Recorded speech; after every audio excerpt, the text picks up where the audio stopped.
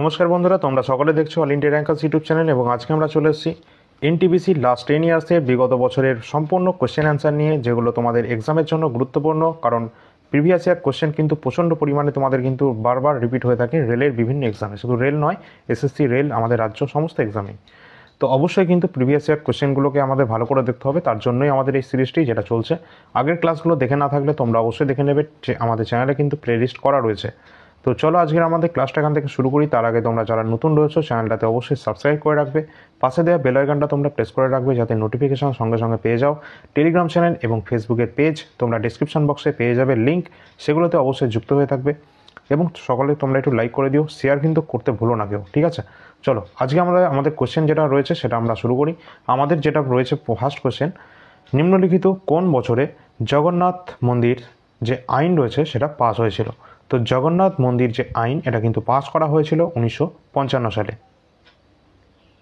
তোমরা যারা যারা নতুন রয়েছো তো তোমাদের সকলকে বলে দিই, আমাদের চ্যানেলের যে কমিউনিটি সেকশনটা তোমরা অবশ্যই ফলো করবে, কারণ সেখানে কিন্তু তোমাদের কুইজ ফরম্যাটে কিন্তু যে আমাদের প্রিভিয়াস ইয়ার কোশ্চেনগুলো সব আলোচনা করা হয়, ঠিক আছে? তো অবশ্যই সেটা সকলে অ্যাটেম্প করবে।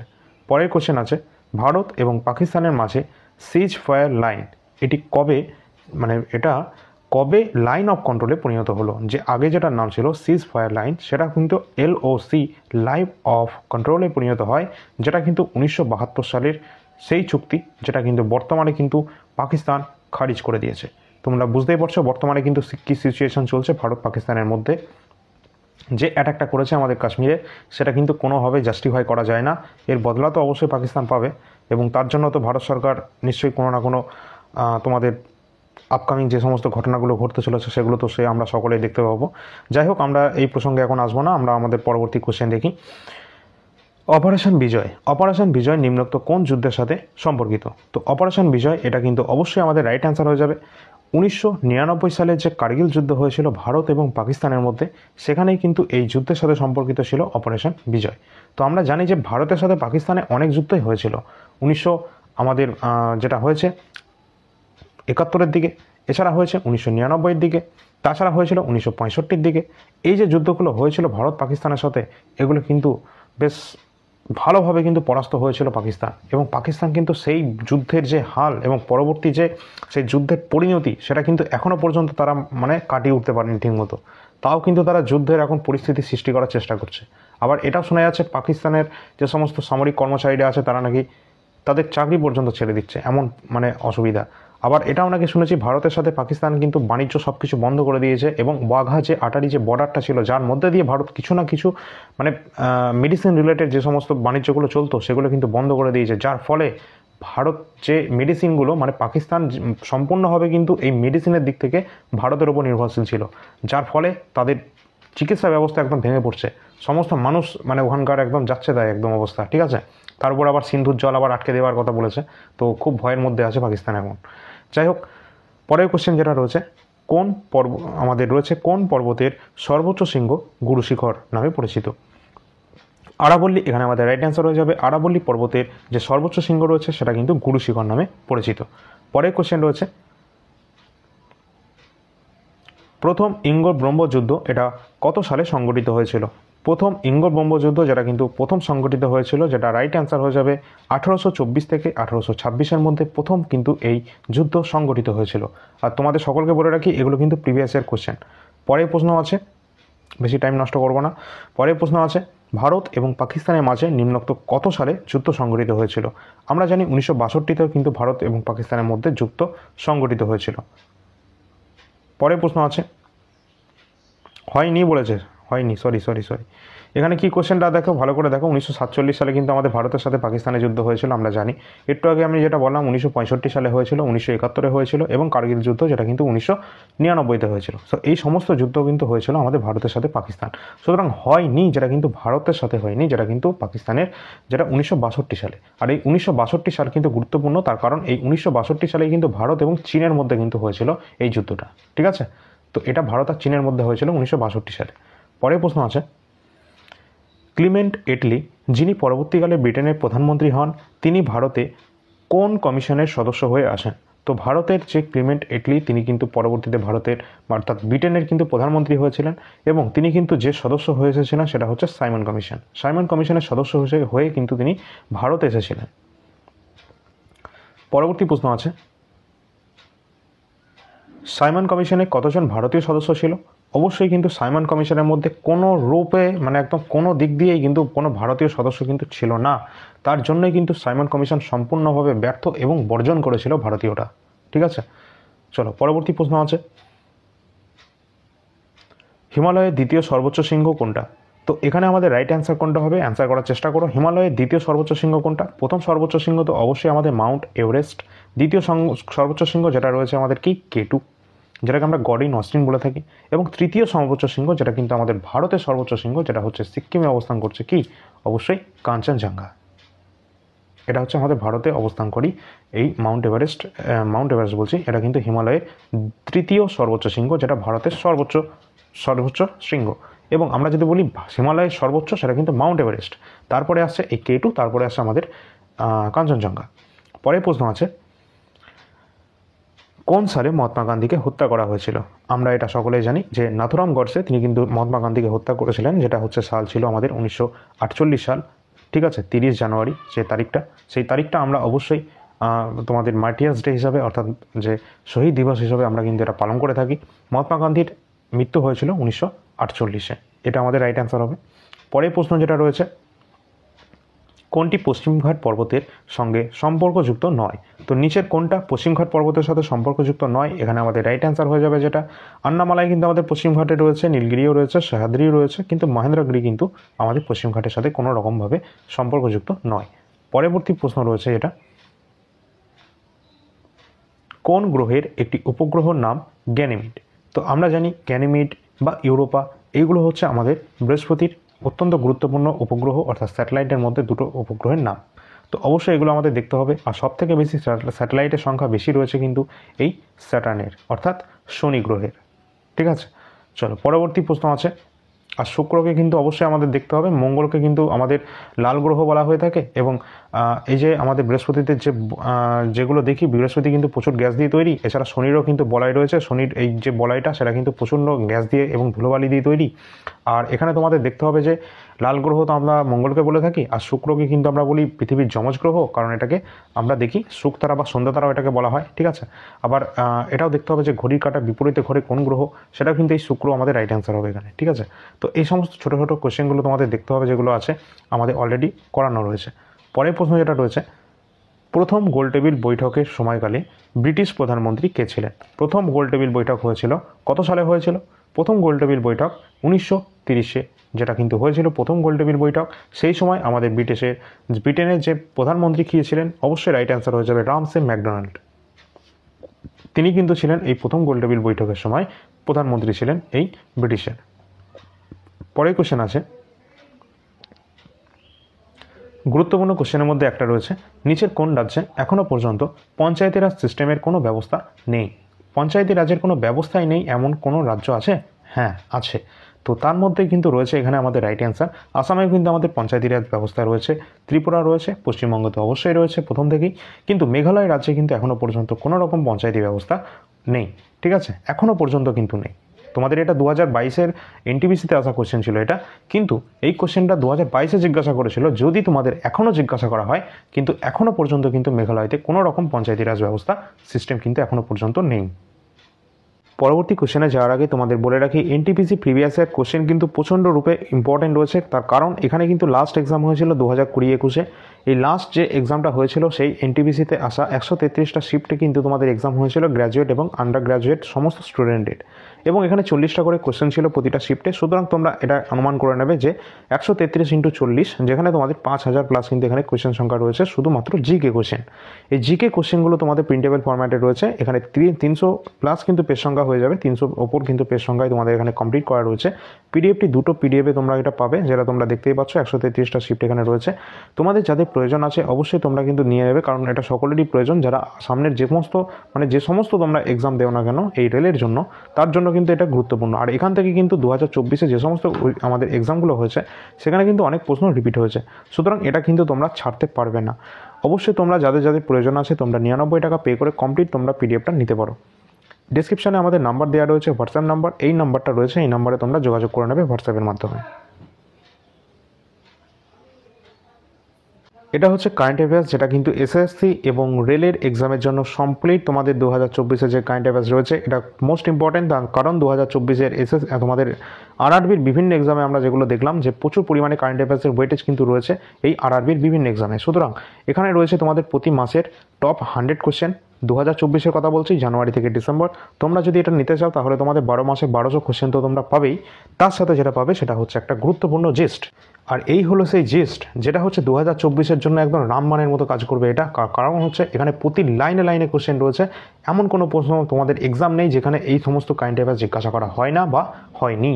তো অবশ্যই তোমাদের যে সম্প্রতি আমাদের যে এক্সাম হয়েছে সেটা হচ্ছে আরআরবি জেই, যে এক্সাম হয়েছে CBT 2, সেই CBT 2 এর যদিও তোমাদের সেকেন্ড শিফটটা ক্যান্সেল হয়ে গেছে, তোমাদের সেটা বলে রাখি যারা যারা জানো না। তো এই যে সেকেন্ড শিফটটা ক্যান্সেল হয়েছে, এই শিফটগুলো তোমরা অবশ্যই দেখে নেবে। এখান থেকে কিন্তু অলরেডি আমাদের শিফট থেকে যে কারেন্ট অ্যাফেয়ার্স রয়েছে অলরেডি কিন্তু চলে এসেছে। এসএসসির বিভিন্ন এক্সাম, CGL, CHSL, MTA সমস্ত এক্সামে আমরা কমন দিয়ে এসেছি, আরআরবি বিভিন্ন এক্সামে অলরেডি কমন দিয়ে এসেছি, এবং আপকামিং যে সমস্ত NTPC এবং গ্রুপ ডি বা আবার ALP যে এক্সামগুলো হতে যাচ্ছে, এসএসসির যে সমস্ত এক্সাম হতে যাচ্ছে, আমাদের রাজ্যের যে সমস্ত এক্সাম হতে যাচ্ছে, সমস্ত এক্সামে কিন্তু কারেন্ট অ্যাফেয়ার্সের দায়িত্ব রয়েছে আমাদের উপর। কারণ হচ্ছে এখানে কিন্তু গুরুত্বপূর্ণ যে কারেন্ট অ্যাফেয়ার্স রয়েছে সেটা কিন্তু অবশ্যই তোমরা দেখে নেবে, এখান থেকে প্রশ্ন কিন্তু অলরেডি আসবে। আর তোমাদের কারেন্ট অ্যাফেয়ার্সের ওয়েটেজ কিন্তু 10 থেকে 12টা কিন্তু রয়েছে আরআরবির এক্সামে। আর এই যে কারেন্ট অ্যাফেয়ার্স রয়েছে 2024-এর এই জিস্ট সহ 1200+ কোশ্চেন, সেটা কিন্তু তোমরা পাচ্ছ 80 টাকাতে। এবং জানুয়ারি 2025-এর কারেন্ট অ্যাফেয়ার্সে কিন্তু উপলব্ধ রয়েছে। এখানে যেটা দেখছো ফেব্রুয়ারি 2025-এর কারেন্ট অ্যাফেয়ার্স, যেখানে কিন্তু রয়েছে আমাদের টপ নাম্বার অফ কোশ্চেন যেগুলো রয়েছে, এখানে টপ কোশ্চেনগুলো এখানে টোটাল 450-এর ওপর কিন্তু কোশ্চেন সংখ্যা রয়েছে, এবং পিডিএফগুলো তোমরা এরকমই পাবে, 30টা 32টা পেজের মধ্যে কিন্তু কভার হয়ে যাবে, ঠিক আছে। আর এখানে যে আমাদের পিডিএফগুলো রয়েছে অত্যন্ত গুরুত্বপূর্ণ কোশ্চেনগুলো এখানে রাখা রয়েছে, তোমরা সেটা দেখতেই পাচ্ছ, এবং কিছু কোশ্চেন আবার ডিটেল এক্সপ্লেনেশনও রয়েছে আমাদের। অবশ্যই তোমাদের যাদের যাদের প্রয়োজন আছে যোগাযোগ করে নেবে। এখানে কিন্তু প্রচুর সংখ্যায় কারেন্ট অ্যাফেয়ার্স রয়েছে যাতে তোমাদের কোনো এক্সামে যেন মিস না যায়। তোমাদের এসএসসির এক্সামের কথা মাথায় রাখা আছে, তোমাদের এসএসসি যদিও এখন নতুন এক্সাম ভেন্ডার আসছে, তবুও কিন্তু যে এক্সামই করুক না কেন তোমাদের এক্সামে কিন্তু কমন দেওয়ার দায়িত্ব আমাদের যেহেতু রয়েছে, অবশ্যই সেটা কারেন্ট অ্যাফেয়ার্সটা ছেড়ে দিতে পারো আমাদের উপর। 2025-এর যে কোনো এক্সাম দাও না কেন কারেন্ট অ্যাফেয়ার্স কমন আসবেই। এবং তোমাদের বলে রাখি আমাদের রাজ্যের যে কোনো এক্সামের জন্য কিন্তু এটা গুরুত্বপূর্ণ রয়েছে। WBCS হয়ে সিলেবাস চেঞ্জ হয়েছে, তাও সত্ত্বেও কিন্তু আমাদের এখান থেকে কারেন্ট অ্যাফেয়ার্স কমন আসবে, এটা তোমরা মিলিয়ে নেবে পরীক্ষার পরে, ঠিক আছে। তো যাদের বিশ্বাস আছে অবশ্যই তোমরা দেখে নেবে, যাদের বিশ্বাস নেই তাহলে তোমরা ওয়েট করো, এক্সাম হয়ে যাওয়ার পর তোমরা মিলিয়ে নেবে, তারপর তোমরা বিশ্বাস করবে। তো যাই হোক, তোমরা যদি 2025-এর জানুয়ারি, ফেব্রুয়ারি, মার্চ এই 3 মাসের কারেন্ট অ্যাফেয়ার্স তোমরা নিতে চাও তাহলে তোমরা 55 টাকা পে করে কমপ্লিট 3 মাসের কারেন্ট অ্যাফেয়ার্স তোমরা পেয়ে যাবে। এখানে যেটা তোমরা দেখছো বায়োলজি অর্থাৎ জীবন বিজ্ঞানে যে সমস্ত কোয়েশ্চেনগুলো রয়েছে, লাস্ট 10 বছরে যে প্রশ্নগুলো রয়েছে বায়োলজি থেকে এসএসসি এবং রেলের কোনো পরীক্ষায় কিন্তু এখানে বাদ দেওয়া হয়নি। বিশেষ করে রেলের সমস্ত এক্সামকে কিন্তু টার্গেট করা হয়েছে, লাস্ট 10 বছরের সমস্ত এক্সামে আসা বায়োলজি কোয়েশ্চেনগুলো চ্যাপ্টার ওয়াইজ কিন্তু এখানে রয়েছে, এবং এখানে 70টা পেজের মধ্যে কভার করা রয়েছে বায়োলজির 1250+ কোয়েশ্চেন চ্যাপ্টার ওয়াইজ কিন্তু রয়েছে। প্রিন্ট করতে পারবে, কোনো সমস্যা নেই। যাদের প্রয়োজন আছে তোমরা অবশ্যই যোগাযোগ করবে। ডিসক্রিপশানে আমাদের নাম্বার দেওয়া রয়েছে, এবং এই পিডিএফের যে প্রাইস রয়েছে সেটা হচ্ছে ₹60। 60 টাকা দিয়ে কমপ্লিট তোমরা বায়োলজি কোশ্চেনগুলো পেয়ে যাবে। আর এটা তাদের জন্য হেল্প করবে যারা আপকামিং লেভেল 1 এবং গ্রুপ ডি এক্সাম দিতে যাচ্ছ এবং NTPC এক্সাম দেবে, তাদের সকলের জন্য গুরুত্বপূর্ণ হতে যাচ্ছে এই পিডিএফটি। অবশ্যই তোমরা যোগাযোগ করে নিও, এবং পিডিএফটি কিন্তু তোমাদের আপকামিং ALP এক্সামের জন্য গুরুত্বপূর্ণ হবে। এছাড়া রেলের সম্প্রতি হয়ে যাওয়া RPF SI 2024-এর যে কোয়েশ্চেনগুলো 15টা শিফটে এক্সাম হয়েছিল, 15টা শিফটে যে কটা কোয়েশ্চেন রয়েছে সমস্ত জিকে কোয়েশ্চেনগুলো তোমাদের চ্যাপ্টার ওয়াইজ এখানে অ্যারেঞ্জ করা রয়েছে, যেমন বুক অ্যান্ড অথর রয়েছে, ঠিক সেরকম আর্ট অ্যান্ড কালচার রয়েছে, আমাদের history, geography, polity, biology, physics, chemistry, এমনকি স্ট্যাটিক জিকে এবং কারেন্ট অ্যাফেয়ার্সের কোয়েশ্চেনগুলো এখানে অ্যারেঞ্জ করা রয়েছে খুব সুন্দরভাবে। তোমাদের যাদের প্রয়োজন আছে তোমরা 55টা পেজের মধ্যে কিন্তু পেয়ে যাচ্ছ এই RPF SI 2024-এর জিকে কোয়েশ্চেনগুলো। এর প্রাইস রয়েছে, সর্বনিম্ন প্রাইস রয়েছে 35 টাকা, কিন্তু এর প্রাইস রয়েছে একদম সর্বনিম্ন। তো তোমাদের যে কোনো প্রিভিয়াস ইয়ার পেপার কিন্তু তোমরা পেয়ে যাবে আমাদের প্ল্যাটফর্মে। সুতরাং তোমরা অবশ্যই চ্যানেলটা সাবস্ক্রাইব করে রাখতে পারো। এসএসসি জিডি 2026-কে যারা টার্গেট করছো তাদের বলবো 2024-এর PYQ কোশ্চেনগুলো আগে কমপ্লিট করে নাও, জিকে কোশ্চেন। তারপর 2025-এর তো আমরা তো তোমাদের জন্য রেডি করছি, যেটা কিন্তু চ্যাপ্টার ওয়াইজ রেডি হচ্ছে, খুব সুন্দর হবে, কিন্তু পড়তে ভালো লাগবে তোমাদের, তার জন্য কিন্তু এটা চ্যাপ্টার ওয়াইজ রেডি করা হচ্ছে। এবং যে কোনো পিডিএফের জন্য এই নাম্বারে তোমরা যোগাযোগ করবে, ডেসক্রিপশন বক্সে পেয়ে যাবে। পরবর্তী আমাদের যে কোয়েশ্চেন আছে তার আগে তোমরা দেখে নেবে, এটা কিন্তু আমাদের পৃথিবীকে কিন্তু আমরা নীল গ্রহ বলে থাকি, ঠিক আছে, এবং এটা কিন্তু আমাদের দেখতে হবে। এখানে কিন্তু তোমরা এটাও দেখে নেবে যে শুক্র কিন্তু পৃথিবীর যমজ গ্রহ, যেটা একটু আগে হয়তো বললাম, এবং মঙ্গল কিন্তু আমাদের লাল গ্রহ নামে পরিচিত। এছাড়া বুধ কিন্তু রয়েছে আমাদের সৌরজগতের সবথেকে ছোট, এবং তার সাথে সাথে মনে রাখতে হবে সূর্যের নিকটতম যে গ্রহ রয়েছে বুধ, ঠিক আছে। এবং এখানে এটাও দেখে রাখবে যে এখানে যেগুলো রয়েছে বুধ, শুক্র, পৃথিবী, মঙ্গল, এই সমস্ত চারটে গ্রহ রয়েছে, চারটে গ্রহই কিন্তু আমাদের টেরিস্ট্রিয়াল প্ল্যানেট বা ইনার প্ল্যানেট, বা আমরা এটাকে বলতে পারি পার্থিব প্ল্যানেট। তো এই সমস্ত গ্রহগুলো এই কারণেই এগুলো এই নাম দেওয়া হয়েছে, তার কারণ এরা কেউ গ্যাস দিয়ে তৈরি নয়। কিন্তু এর বাইরে যে সমস্ত গ্রহগুলো রয়েছে, যেমন বৃহস্পতি, শনি, ইউরেনাস, নেপচুন, এই চারটে গ্রহ কিন্তু এইগুলোকে বলা হয় গ্যাসিয়াস প্ল্যানেট, অর্থাৎ এরা কিন্তু মেনলি গ্যাস দিয়ে তৈরি, ঠিক আছে। তো এই কারণে কিন্তু এদেরকে এটা বলা হয়। আর তোমরা কমেন্ট সেকশনে জানাবে অবশ্যই যে এই পার্থিব গ্রহ এবং গ্যাসীয় গ্রহ এর মাঝখানে একটা বেল্ট অবস্থান করছে, তো এই যে বেল্ট অবস্থান করছে এই বেল্টটার নাম কি, ঠিক আছে। আবার এই বেল্টের মধ্যে আবার একটা বামন গ্রহ অবস্থান করছে, সেই বামন গ্রহটার নাম তোমরা অবশ্যই কমেন্ট সেকশনে জানাবে। তো চলো পরবর্তী কোশ্চেনে আসি। যদি ভালো লাগে একটা লাইক করে দিও, ঠিক আছে সকলে। পৃথিবী সূর্য থেকে সরাসরি সর্বাধিক দূরত্বে থাকে, যেটাকে আমরা বলি কি অপসূর অবস্থান। তো অপসূর অবস্থানটা কোন তারিখে আমরা দেখতে পাই? তো এখানে কিন্তু আমরা জানি যে সূর্য থেকে পৃথিবীর দূরত্ব যখন সর্বাধিক হয়ে থাকে, প্রায় 15,20,00,000 কিলোমিটারেরও বেশি হয়ে যায়, তখনই কিন্তু সেটাকে আমরা বলে থাকি অপসূর অবস্থান, যেটা কিন্তু 4 জুলাই হয়ে থাকে। এবং আমরা কিন্তু 23 জানুয়ারি দেখি যে পৃথিবী থেকে সূর্যের দূরত্ব কম হয়ে যায়, যেটা কিন্তু 14,70,00,000 কিলোমিটারের কাছাকাছি, সেটাকে কিন্তু আমরা বলে থাকি অনসূর অবস্থান, ঠিক আছে। তো এই দুটো ডেটই তোমাদের এক্সামের জন্য গুরুত্বপূর্ণ, দুটোই আসে। চলো পরবর্তী কোশ্চেন আছে, বলেছে আয়তন অনুসারে গ্রহগুলোকে সঠিক ক্রমে সাজাতে বলেছে, আয়তন অনুযায়ী বলেছে। তা আয়তন অনুযায়ী যখনই আমরা দেখব, তখনই কিন্তু আমাদের যে পার্থিব প্ল্যানেটগুলো রয়েছে তাদের আগে কিন্তু আমাদের গ্যাসের প্ল্যানেটগুলো চলে আসবে, কারণ এরা কিন্তু আকারে অনেক বড়। সেই কারণে আমরা প্রথমেই দেখব বৃহস্পতি হচ্ছে আমাদের সৌরজগতের সবচেয়ে বড় আমাদের গ্রহ রয়েছে, তারপরের স্থানে আসছে শনি, তারপর আসছে আমাদের পৃথিবী, তারপরে আসছে আমাদের বুধ। তো এখানে কিন্তু এরকম আমাদের রাইট অ্যান্সার হবে, এটা যেহেতু আমাদের এরকম অপশানে রয়েছে। আর যদি আমরা এরকম দেখি যে সবথেকে বড় গ্রহ রয়েছে বৃহস্পতি, তারপর শনি, তারপর ইউরেনাস, তারপর নেপচুন, তারপর আসবে আমাদের কে পৃথিবী, তারপর আসবে শুক্র, তারপর মঙ্গল, তারপরে বুধ, ঠিক আছে। তো এইভাবে কিন্তু ক্রম অনুযায়ী চলতে থাকবে মানে এই পর্যন্তই আর কি। এইগুলো রয়েছে আমাদের সৌরজগতের প্ল্যানেট। আর তোমাদের বলে রাখি, তোমরা যারা জানো না, কমপ্লিট কিন্তু সোলার সিস্টেম আমাদের ইউনিভার্স সম্পর্কে একটা ডিটেল ক্লাস কিন্তু দেওয়া রয়েছে আমাদের চ্যানেলে, তোমরা প্লেলিস্টটা একটু ভালো করে চেক আউট করে নাও, ওখানে কিন্তু তোমরা পেয়ে যাবে। পরের কোশ্চেন আমাদের যেটা আছে, সেখানে তোমাদের সমস্ত বেল্টগুলো রয়েছে, যেটা তোমাদের হোমওয়ার্কে জিজ্ঞাসা করলাম, যে কুইপার বেল্ট বলো বা তোমাদের অ্যাস্ট্রয়েড বেল্ট বলো, ঠিক আছে, সমস্ত বামন গ্রহ, সমস্ত স্যাটেলাইট, সব কিছু রয়েছে। অস্ট্রেলিয়ার সবচেয়ে বেশি এটা রয়েছে আমাদের বেশি আমাদের ঘনত্বপূর্ণ নগরটা কোনটা? জনঘনত্বপূর্ণ যে আমাদের নগরটা সেটা কোনটা হবে বেশি? তো অস্ট্রেলিয়ার মধ্যে এটা সবচেয়ে বেশি আমাদের যে জনঘনত্ব রয়েছে, তো সেটা কিন্তু অবশ্যই কিন্তু অস্ট্রেলিয়ার সিডনি অস্ট্রেলিয়ায় কিন্তু সবথেকে বেশি কিন্তু পপুলেশন ডেন্সিটি দেখতে পাই। পরের কোশ্চেন যেটা আছে, পবিত্র শহর মক্কা এটা অবস্থান করছে কোথায়? তো পবিত্র শহর যে মক্কা, এটা কিন্তু অবস্থান করছে সৌদি আরবে কিন্তু অবস্থান করছে পবিত্র শহর মক্কা। পরবর্তী কোশ্চেন আছে, পৃথিবীর বৃহত্তম বদ্বীপ কোনটি? এটা আমরা সকলেই জানি প্রায়, যে পৃথিবীর বৃহত্তম বদ্বীপ যেটা কিন্তু অবস্থান করছে গঙ্গা ব্রহ্মপুত্র বদ্বীপ, ঠিক আছে। তো গঙ্গা ব্রহ্মপুত্র বদ্বীপ, যেটাই কিন্তু হচ্ছে আমাদের পৃথিবীর সবচেয়ে বড় বদ্বীপ। পরের প্রশ্ন আছে, ভারতীয় মুখ্য নির্বাচন কমিশনারকে কে পদচ্যুত করতে পারে? আমরা জানি যে ভারতীয় যে চিফ ইলেকশন কমিশনার রয়েছেন, ফার্স্ট ছিলেন আমাদের ওই যে সুকুমার সেন ছিলেন। তো এখানে যে আমাদের মুখ্য নির্বাচন কমিশনার ছিলেন, তাকে কিন্তু নির্বাচন করে থাকে কে? অবশ্যই প্রেসিডেন্টের মাধ্যমে তিনি কিন্তু নির্বাচিত হন, ঠিক আছে। এবং এই যে আমাদের মুখ্য নির্বাচন কমিশনার রয়েছে, তাকে যদি আমরা পদচ্যুত করতে চাই, তাহলে পদচ্যুত করতে পারবে কে? সেক্ষেত্রে কিন্তু রাষ্ট্রপতি নয়, সংসদের উভয় কক্ষই কিন্তু তারা কিন্তু এখানে অপশান অনুসারে রাইট অ্যান্সার হয়ে যাবে আমাদের এটা, সংসদের উভয় কক্ষই কিন্তু পদচ্যুত করতে পারে। পরের কোশ্চেন যেটা আছে, নিচের কোন নদীটি আফ্রিকা মহাদেশে নেই? তো আফ্রিকাতে নেই এমন একটা নদী কোনটা? তো এখানে আমরা জানি যে নীলনদ অবশ্যই রয়েছে আফ্রিকাতে, এছাড়া রয়েছে নাইজার, অরেঞ্জ, যেটা কিন্তু এখানে আমাদের নেই, যেটা হচ্ছে আমাজন। তাহলে আমাজন কোথায় আছে তোমরা বলো, আমাজন কোথায় আছে সেটা তোমরা অবশ্যই সেটা বলো। এখানে কিন্তু আমাদের পরবর্তী যে কোশ্চেন আছে, কোন নদীকে হলুদ নদী বলা হয়? হলুদ নদী বা পিত নদী, এটাকে আমরা কোন নদীটাকে বলি? এখানেই আমাদের উত্তর আছে, কোনটা হবে? এখানে রাইট অ্যান্সার হয়ে যাবে হোয়াংহো রিভার। হোয়াংহো রিভার, যেটাকে কিন্তু আমরা বলে থাকি পিত নদী বা হলুদ নদী। নেক্সট কোশ্চেন আছে, এশিয়ার দীর্ঘতম নদী কোনটি? এশিয়ার দীর্ঘতম নদী আমাদের রাইট অ্যান্সার হয়ে যাবে ইয়াংসিকিয়াং নদী। ইয়াংসিকিয়াং, এটা হচ্ছে আমাদের এশিয়ার দীর্ঘতম নদী। এটা কিন্তু অবশ্যই চীনে অবস্থান করছে, সেটা তোমরা নাম দেখেই বুঝতে পারছো। পরে কোশ্চেন আছে, কোনটি পৃথিবীর তৃতীয় দীর্ঘতম নদী? পৃথিবীর তৃতীয় দীর্ঘতম নদী কোনটা হবে? এটাও কিন্তু অবস্থান করছে কোথায়? নাম শুনেই বোঝা যাচ্ছে যে এটা অবশ্যই চায়নাই হবে, যেটা কিন্তু রয়েছে ইয়াংসি রিভার। ইয়াংসি রিভার, যেটা কিন্তু তৃতীয় দীর্ঘতম রিভার রয়েছে আমাদের পৃথিবী। পরের কোশ্চেন যেটা আছে, আর এই সমস্ত কোশ্চেন তোমাদের আবারও বলে রাখি, রেলওয়ে প্রিভিয়াস ইয়ারের কোশ্চেন, কোনো কোশ্চেন রেলওয়ে ছাড়া অন্য কোনো এক্সামে নেই।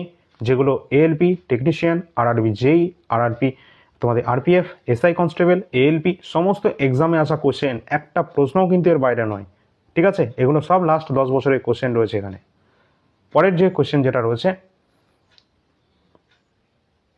পৃথিবীর মেরু ব্যাসার্ধ নিরক্ষীয় ব্যাসার্ধের তুলনায় কতটা ছোট রয়েছে? তো পৃথিবীর যে মেরু ব্যাসার্ধটা রয়েছে, ব্যাসার্ধ অর্থাৎ রেডিয়াসের কথা বলা হচ্ছে, তার তুলনায় নিরক্ষীয় যে ব্যাসার্ধ রয়েছে, রেডিয়াসটা কতটা কম? তো এখানে কিন্তু 42 কিলোমিটার কিন্তু কম। আর এই কোশ্চেনটা কিন্তু শুধু এই এক্সামে বলে নয়, আমাদের রাজ্যেরও বিভিন্ন এক্সামে কিন্তু অলরেডি চলে এসেছে। ঠিক আছে, চলো পরের কোশ্চেন দেখি। আফ্রিকার ভিক্টোরিয়া জলপ্রপাত, এটা কোন নদীতে রয়েছে? তো ভিক্টোরিয়া জলপ্রপাত এটা কোন নদীতে রয়েছে? আমরা জানি যে এটা কিন্তু রয়েছে জাম্বেজি নদীতে। ঠিক আছে, পরের কোশ্চেন আছে, হাজার হ্রদের দেশ কোনটাকে বলা হয়ে থাকে? হাজার হ্রদের দেশ কিন্তু আমরা বলে থাকি ফিনল্যান্ডকে, কারণ এখানে প্রচুর নম্বর অফ এখানে কিন্তু হ্রদ অর্থাৎ তোমাদের কিন্তু লেক রয়েছে, প্রায় 16,000-এরও বেশি। পরের কোশ্চেন আছে, নিম্নলিখিত কোন ঘটনার আগে গান্ধী আরউইন চুক্তি স্বাক্ষরিত হয়েছিল? গান্ধীর সাথে লর্ড আরউইনের গান্ধী আরউইন চুক্তি হয়েছিল। তো সেটা কিন্তু হয়েছিল কবে? অবশ্যই সেটা কিন্তু 1931-এর দিকেই হয়েছিল, বাট দ্বিতীয় গোলটেবিল বৈঠকের আগে হয়েছিল সেটা। ঠিক আছে, নিম্নলিখিত কোন ঘটনার আগে? তাহলে আমাদের রাইট অ্যান্সার হয়ে যাবে দ্বিতীয় গোলটেবিল বৈঠকের আগে। দ্বিতীয় গোলটেবিল বৈঠকও হয়েছিল 1931-এ, কিন্তু তার আগেই হয়েছিল গান্ধী আরউইন চুক্তি 1931-এ। পরের কোশ্চেন আছে, লেক প্যাংগং সো একটি জলাভূমি যা ভারত এবং ড্যাশের সঙ্গে যুক্ত। তো গুরুত্বপূর্ণ কোশ্চেন আছে, এখানে বলেছে প্যাংগং সো যে আমাদের জলাভূমিটা রয়েছে, এটা ভারতের সাথে কোন দেশের রয়েছে? এটা কিন্তু ভারতের সাথে রয়েছে চায়নার। লেক প্যাংগং এটা কিন্তু রয়েছে ভারতের সাথে চায়না। এছাড়া ভারতের সাথে আমাদের কোন কোন লাইন রয়েছে? ভারতের সাথে আমাদের প্রতিবেশী দেশগুলোর মধ্যে ভারতের সাথে আমাদের চায়নার রয়েছে ম্যাকমোহন লাইন। ভারতের সাথে আমাদের যে বর্তমানে যে ঝামেলা চলছে এলওসি নিয়ে, এলওসি তো রয়েছে আমাদের পাকিস্তানের সাথে, তার সাথে রয়েছে র্যাডক্লিফ লাইন এবং 24 নম্বর অক্ষরেখা রয়েছে। ভারতের সাথে বাংলাদেশের মধ্যেও রয়েছে আমাদের র্যাডক্লিফ লাইনটা রয়েছে। এছাড়া রয়েছে আমাদের 3 বিঘা করিডোর। তাছাড়া রয়েছে এবং বাংলাদেশের সাথে ভারতের কিন্তু সবথেকে দীর্ঘতম আমাদের কিন্তু এই বর্ডার লাইন রয়েছে, ইন্টারন্যাশনাল বর্ডার লাইন। আমরা যদি বলি কোন দেশের সাথে রয়েছে সবচেয়ে বেশি, সেটা কিন্তু বাংলাদেশ, 4096 কিলোমিটার কাছাকাছি। এবং আমরা যদি এখানে দেখি যে ভারতের সাথে শ্রীলঙ্কার মধ্যে কোন লাইন রয়েছে বা এমন কোনো লাইন বা সেটাকে বিচ্ছিন্ন করছে, সেটা হচ্ছে প্রণালী রয়েছে একটা, যেটা পক প্রণালী, যেটা কিন্তু ভারত এবং এই আমাদের শ্রীলঙ্কাকে কিন্তু বিচ্ছিন্ন করে দিচ্ছে। পরবর্তী কোশ্চেন যেটা আছে, পৃথিবীর বৃহত্তম জলপ্রপাত যেটা রয়েছে অ্যাঞ্জেল জলপ্রপাত, এটা কোথায় অবস্থান করছে? এটা কিন্তু অবশ্যই আমাদের রাইট অ্যান্সার হয়ে যাবে ভেনেজুয়েলা। ভেনেজুয়েলায় অবস্থান করছে এই জলপ্রপাত। পরবর্তী কোশ্চেন আছে, খুব লবণাক্ত যে জলাভূমি যেটা কিন্তু ডেড সি নিচে কোন মহাদেশে অবস্থান করছে? ডেড সি যেটাকে কিন্তু প্রচন্ড লবণাক্ত কিন্তু এটা, এবং এটা অবস্থান করছে কিন্তু এশিয়া মহাদেশে। পরের প্রশ্ন যেটা রয়েছে, পৃথিবীর বৃহত্তম স্বাদু জলের হ্রদ কোনটা? আমরা এটা সকলেই জানি যে সুপিরিয়র হচ্ছে পৃথিবীর বৃহত্তম স্বাদু জলের হ্রদ। ঠিক আছে, পরবর্তী আমাদের কোশ্চেন আছে যেটা রয়েছে আমাদের, যেটা পৃথিবীর বৃহত্তম দুগ্ধ উৎপাদক দেশ কোনটি? তো পৃথিবীর বৃহত্তম দুগ্ধ উৎপাদক দেশ কোনটা? অবশ্যই এখানে কিন্তু রাইট অ্যান্সার হবে আমাদের ইন্ডিয়া। কিন্তু সব থেকে বেশি কিন্তু আমাদের মিল্ক প্রডিউস করে থাকে। ঠিক আছে, অবশ্যই তোমাদের দেখে রাখতে হবে ভারতে আমাদের এগুলো দেখে রাখতে হবে। তোমাদের একটা বলে রাখি যে ভার্গিস কুরিয়েন তিনি কিন্তু শ্বেত বিপ্লবের জনক ছিলেন। আর এই শ্বেত বিপ্লবের সাথে সম্পর্কিত যে আমাদের ইয়েটা রয়েছে, সেটা হচ্ছে তোমাদের কি আছে, দুধ দুধ হচ্ছে এই শ্বেত বিপ্লবের সাথে কিন্তু যুক্ত, আর ভার্গিস কুরিয়েন কিন্তু এই শ্বেত বিপ্লবেরই জনক ছিলেন। আর ভারতের সবুজ বিপ্লবের জনক ছিলেন এম.এস. স্বামীনাথন, যিনি 2024 ভারতরত্ন পুরস্কার পেয়েছেন মরণোত্তর। এবং বিশ্বের সবুজ বিপ্লবের জনক ছিলেন নরম্যান বোরলগ। এই সমস্ত কোশ্চেন কিন্তু তোমাদের রেলের এক্সামে কিন্তু অলরেডি চলে আসা কোশ্চেন, ঠিক আছে। এরপরও যদি তোমরা না পড়ো আর কিছু বলার নেই, ঠিক আছে। তোমাদের সমস্ত কোশ্চেন কিন্তু ফ্রি অফ কস্ট এখানে কিন্তু করানো হচ্ছে। তো এবার যদি আমরা মানে কি বলবো, আমাদের যে রাজ্যের যে এক্সাম গুলো চলছে না, রাজ্যের এক্সাম চলছে না বলে সব আন্দোলন করতে ব্যস্ত। আন্দোলনে ভাই কিছু হবে না, ঠিক আছে। যদিও তোমরা আন্দোলন তোমরা করতে পারো, ঠিক আছে, সেটা সকলের রাইট আছে, কিন্তু এসব সরকার যতদিন না ঠিকঠাক হচ্ছে, সেটা কি আর বলবো আমি রাজ্যের সম্পর্কে, আর ঠিক আছে, আর আমার কিছু বলার নেই। যাই হোক, তোমরা তোমাদের পড়াশোনায় ফোকাস করো। পরবর্তী আমাদের যে কোয়েশ্চেন যেটা আছে, ব্রাজিলে কফি চাষ কি নামে পরিচিত? যখনই আমাদের রাজ্যের কথা আসে না, তখনই আমার মানে কিছু বলতে গেলে আমার মানে কি বলবো, আর মানে বলার কোনো ইয়েই নেই একদম। কি হচ্ছে সেটা তোমরা বুঝতেই পারছো, আমাদের রাজ্য কি দিন দিন কি হচ্ছে, একদম কি চলছে। ব্রাজিলে কফি চাষ এটা কি নামে পরিচিত? এটা কিন্তু আমাদের রাইট অ্যান্সার হয়ে যাবে ফ্যাজেন্দা। ফ্যাজেন্দা নামে কিন্তু পরিচিত ব্রাজিলের যে কফি চাষ। পরবর্তী প্রশ্ন আছে, নীল নদের তীরে নিচের কোন গুরুত্বপূর্ণ শহরটা অবস্থান করছে? তো আলেকজান্দ্রিয়া কিন্তু এখানে আমাদের রাইট অ্যান্সার হয়ে যাবে। নীল নদের তীরে যে গুরুত্বপূর্ণ শহরটা অবস্থান করছে সেটা হচ্ছে আলেকজান্দ্রিয়া। বা এটাও কিন্তু গুরুত্বপূর্ণ প্রশ্ন অন্যরকম ভাবে দিতে পারে, আলেকজান্দ্রিয়া এটা কোন নদীর তীরে অবস্থান করছে? তো নীল নদীর তীরে আমাদের কিন্তু রাইট অ্যান্সার হয়ে যাবে, ঠিক আছে। তো যেমন এরকম ভাবে তোমাদের পড়তে হবে, ঠিক আছে। না পড়লে কিন্তু তোমাদের এগুলো তো সব পাস করা প্রচন্ড কঠিন হয়ে যাবে। যাই হোক, তোমাদের রেলে কিন্তু সবসময় এক্সাম কিন্তু ভালোই হয়ে থাকে। তোমাদের সমস্ত এক্সাম গুলো যদি আমরা দেখি, রেল এসএসসি এক্সাম গুলো মোটামুটি ঠিক লেভেলের এখন হচ্ছে।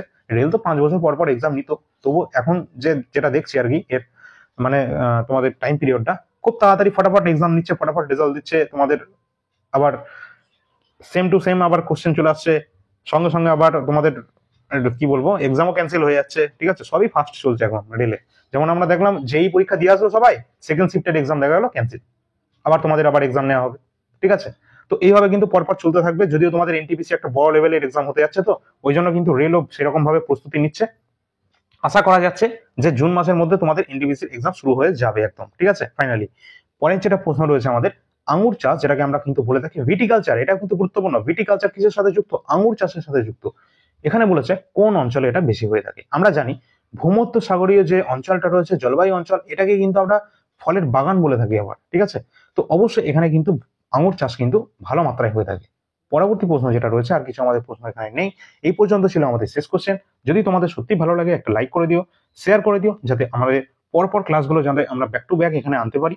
এবং তোমরা লাইক এবং শেয়ারের জন্যই কিন্তু আমরা কিন্তু এই সমস্ত ক্লাসগুলো করাই। তোমরা যত বেশি সংখ্যক দেখবে, আমাদের একটাই উদ্দেশ্য, তোমাদের যত বেশি সংখ্যক এখানে ভালো মাত্রায় তোমরা রেসপন্স দেবে, তত বেশি এখানে কিন্তু ক্লাস তোমরা পেতে থাকবে। ব্যাস, ঠিক আছে। তোমরা যদি সাপোর্ট দেখাও, তো আমরাও সাপোর্ট দেবো আমাদের তরফ থেকে, ফ্রি অফ কস্ট সমস্ত ক্লাস আমরা যেমনটা বলেছি দেবো, তো দেবো। ব্যাস, প্রিভিয়াস ইয়ার কোশ্চেন কোনোটা তোমাদের বাদ দেবো না, তো দেবো না। আর তোমাদের তো যেমনটা বলছিলাম যে আজকেও কিন্তু তোমাদের কিন্তু পিএসসি অভিযান ছিল, যদিও আমি সেখানে যাইনি। এর আগের একটা আন্দোলনে আমি গিয়েছিলাম, যেটা কিন্তু ডব্লিউবিডি তোমাদের আন্দোলন ছিল, সেখানে আমি উপস্থিত ছিলাম, যদিও তার কোনো ভিডিও তোমাদের কিন্তু অ্যাভেলেবেল নেই, ঠিক আছে।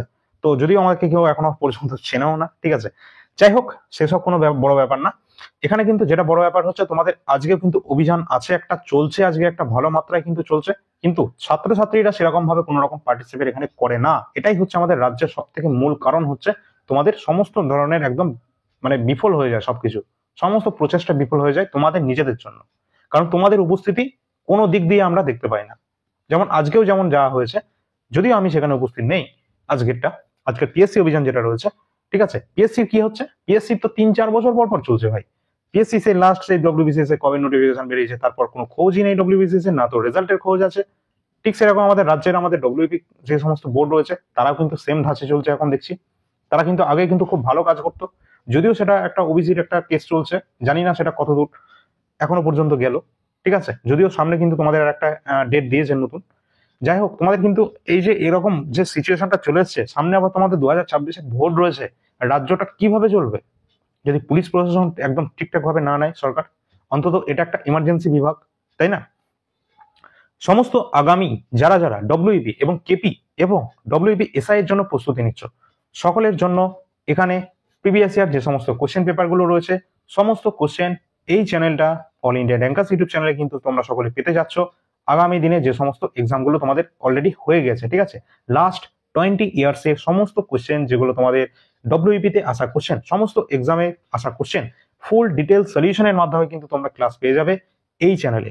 অবশ্যই চ্যানেলটা এখনই সাবস্ক্রাইব করে রাখো, এবং তোমাদের সাবস্ক্রাইবও করার দরকার নেই, তোমরা শুধু ক্লাসটুকু দেখো, ঠিক আছে? যদি উপকৃত হও তারপর তোমরা সাবস্ক্রাইব করতে পারো, ঠিক আছে? আগে ক্লাস দেখবে তারপর সাবস্ক্রাইব করবে, না হলে করার দরকার নেই ভাই, ঠিক আছে? না হলে তো তোমাদের কি বলবো, অনেক ইউটিউব চ্যানেল আছে যারা তোমাদের ফালতু বকে বকে একদম হয়ে যায়, ঠিক আছে? সে সময় আমি কিছু বলছি না। তো যাদের প্রয়োজন আছে তোমাদের এই চ্যানেলে কিন্তু ভালোভাবে কন্টেন্ট দেওয়া হয়, সমস্ত কোশ্চেনগুলো তোমরা ভালো মাত্রায় পেয়ে থাকো, এবং আগামী দিনেও কিন্তু তোমাদের এসএসসি এক্সাম হতে যাচ্ছে, সমস্ত তোমাদের প্রিভিয়াস ইয়ার কোশ্চেন এই চ্যানেলেই তোমরা পাবে ফ্রি অফ কস্ট, যেমনটা তোমাদের বলেছি তেমন। এবং তোমাদের যে সিরিজটা চলছিল এনটিপিসি 133টা শিফটের সলিউশন, যেটা তোমাদের এই চ্যানেলে দিতে পারছি না বলে তোমাদের সেটা 32 নম্বর শিফট থেকে এআইআর একাডেমি ইউটিউব চ্যানেলে শিফট করা হয়েছে। তো ওখান থেকে কিন্তু তোমরা পরবর্তীতে ব্যাক টু ব্যাক ক্লাসগুলো একদম পেয়ে যাবে, ঠিক আছে? তো চলো পরবর্তী ক্লাস নিয়ে আসছি, যদি তোমাদের ভালো লাগে তোমরা একটু লাইক করে দিতে পারো, এবং এখানে রয়েছে টেলিগ্রাম চ্যানেল লিংক, যেখানে কিন্তু সমস্ত আপডেট সবার প্রথম, সমস্ত নোটিফিকেশন সবকিছু তোমরা সবার প্রথম এখানে পেয়ে যাবে। এবং এখানে আমাদের যে নাম্বার দেখতে পাচ্ছ এটা আমাদের হোয়াটসঅ্যাপ নাম্বার। কেন নাম্বারটা আছে? তার কারণ এই পিডিএফ গুলো আছে তাই। কেন পিডিএফ গুলো আছে? কারণ এগুলো এক্সামে বারবার আসছে, এগুলো সব প্রিভিয়াস ইয়ার পেপার। যদি তোমাদের প্রয়োজন হয় তোমরা অবশ্যই এটা দেখতে পারো। কারেন্ট অ্যাফেয়ার্স যেটা সব থেকে বেশি গুরুত্বপূর্ণ, অবশ্যই তোমরা দেখতে পারো। কম প্রাইসে ভালোভাবে ভালো কন্টেন্ট এবং প্রিভিয়াস ইয়ার অবশ্যই পেপার, যেমনটা এক্সামে এসেছিল তেমনটা। যদি প্রয়োজন হয় তোমরা যোগাযোগ করে নিও। তো চলো পরবর্তী ক্লাস নিয়ে আসছি, ধন্যবাদ। এমনকি তোমরা যদি পিডিএফ গুলো নাও তাও কোনো সমস্যা নেই, তার কারণ এই সমস্ত ক্লাসে কিন্তু আমরা আমাদের ইউটিউব চ্যানেলে দিচ্ছি ফ্রি অফ কস্ট। সুতরাং কোনো টেনশন নেই, তোমরা শুধু পড়তে থাকো। ধন্যবাদ।